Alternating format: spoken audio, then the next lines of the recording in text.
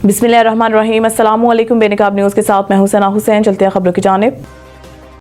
गुजरात से district crime reporter राजा आमिर महमूद की report के मुताबिक थाना डिंगा पुलिस का डिस्ट्रिक्ट रिपोर्टर बेनकाब न्यूज़ गुजरात नदीम अब्बास भट्टी अमरा कलां का रिहायशी है।